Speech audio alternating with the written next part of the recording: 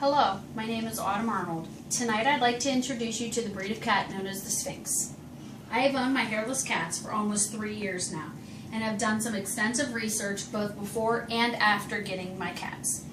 Needless to say, not all of our friends have realized that we have our Sphynx cats. For example, the other day, a friend of the family came over. He brought his new girlfriend and she needed to use the restroom. She ran in the house, and a couple minutes later she came running out screaming that she had seen a large gray rat in our kitchen. Needless to say that not everybody has seen a Sphynx cat in person or thinks they're very cute. I find that people do not know much about this breed, and I would like to change this trend. Tonight I'd like to teach you 3 different things: how the Sphynx's cats came to be, some breed traits, and about the breeders. So let's start with a quick history lesson. Just like dog owners have the American Kennel Association, cat owners have the International Association for Cats, or the TICA. Their website gives a wonderful explanation about how the Sphynx cat came to be. Prune is the most noted cat when researching the breed. He was born in 1966 in Ontario, Canada. His mother was black and white and had short hair.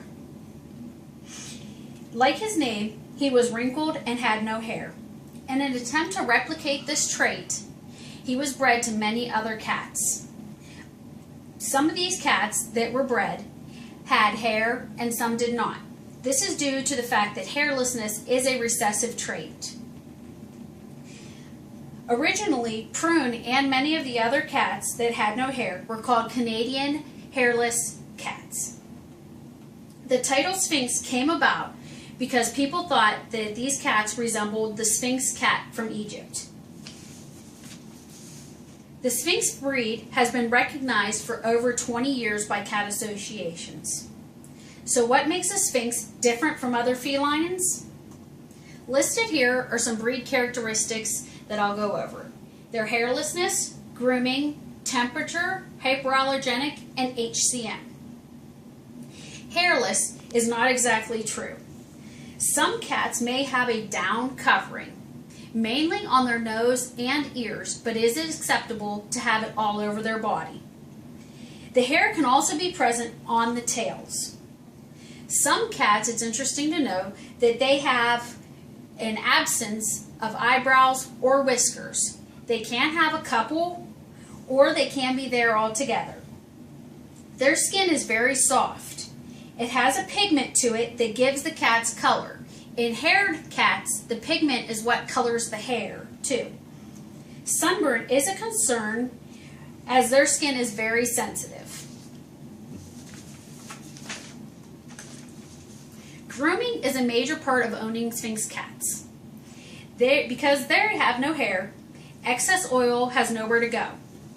So bathing is required weekly to remove this oil. In addition, oil can build up in their ears, so it requires to be cleaned out of their ears. Since most Sphynx cats do not have their claws removed, it's important to also do nail trimmings. Sphynxes have a lot higher metabolism than other cats. They also have a higher body temperature. This trait requires them to eat more, and sometimes they are a lot colder than other cats. So, some of us owners dress our cats up in clothes, but this doesn't matter. If you don't have clothes on them, they will find a blanket, a coat, whatever necessary, and they do love the heaters. So, the biggest misconception I get is that Sphynxes are non-allergenic. The article from Catster called Top Hyperallergenic Cat Breeds for People with Allergies notes that there is no such thing as non-allergenic. Some breeds can have less allergic reactions, and the Sphynx is one of them. They're considered a more hypoallergenic breed. The protein FeLD1 is found in cat saliva. When cats lick themselves to clean them, they produce this dander on their body. Bathing can remove oil and dander. The Sphynx also does not shed. The dander is not spread from the hair loss of these cats, so it is lessened. My husband is very allergic to cats, but has no problem with our Sphynx cats. Hypertrophic cardiomyopathy, also known as HCM, is a disease concern among many Sphynx owners. Professor Nelson from Washington State University wrote an article that summed up HCM nicely. HCM is a thickening of the heart muscle. When this happens, there is less blood in the heart and to be circulated through the body.